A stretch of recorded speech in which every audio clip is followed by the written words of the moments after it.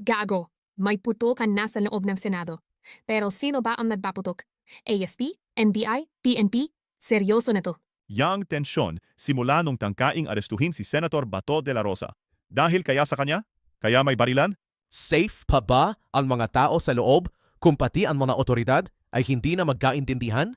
Sana naman walang dumanak na dugo. Kahit sino ka magpaputok niyan, ang tanong ko lang, para kay Bato ba talaga lahat ng to? Anong nangyayari at kailangan may barilan sa Senado natin? Hindi na to normal na operasyon. Mukhang may hidden agenda sila. NDI man yan, AFP o kaya PNP. Nakakalungkot na umabot sa ganitong level ng bulo. Sana magpaniwanag kung kaninong utos tong mga putok. Pucha!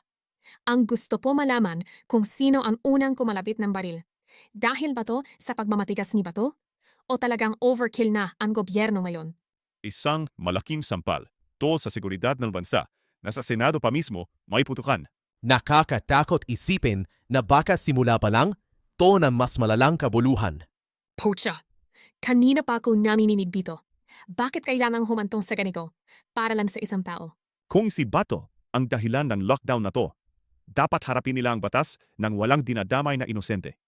Hindi solusyon ang bala sa gitna ng isang legal na proseso. Sana matapos na tong bulo. Nakakatakot na. Wala nang hinahon dito, Gio. Bulo na to at lahat tayo apektado sa banayan nila. Pero ang tanong ko, sino ang nagpaputok at para ba talaga to kay Bato?